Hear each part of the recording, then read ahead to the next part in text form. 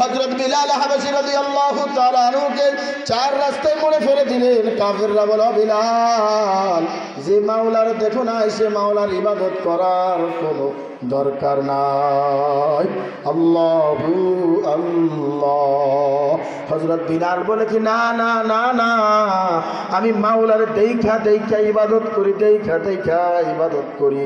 বলে, হুজুর এটা কি সম্ভব? বলে, হা হা, এই দুনিয়ার চক্ষু বন্ধ করে দাও, মানবতার চক্ষু যখন খুলিয়া যাবে, তাকুমার স্লোগান যখন অন্তরে ঢুকিয়া যাবে, গুনাহ যখন ছেড়ে দিবা, পাপ কাজ যখন ছেড়ে দিবা, হালাল খানা ভক্ষণ করবা, দেখবা তোমার ইবাদতে মজা লাগবে, মজা লাগবে। মজা লাগা মানে আল্লাহর সঙ্গে বন্ধুত্ব করা।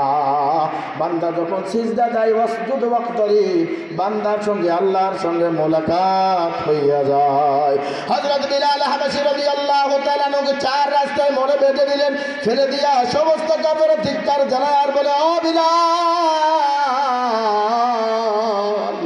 ওই আল্লাহর স্লোগান আর দিস না, তোর মারা সহ্য হচ্ছে না, বলে যা যা যা যা।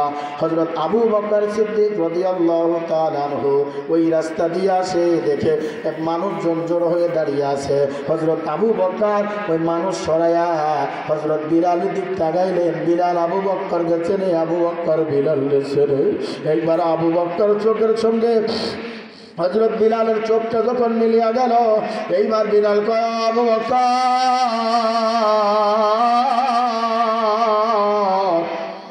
আমার নবীর কাছে আমার সালাম জানাইয়া দিও, কত নির্যাতন করেছে, এরপর আমার রব রে আমি ভুলি নাই, রব রে আমি ভুলি নাই। আল্লাহু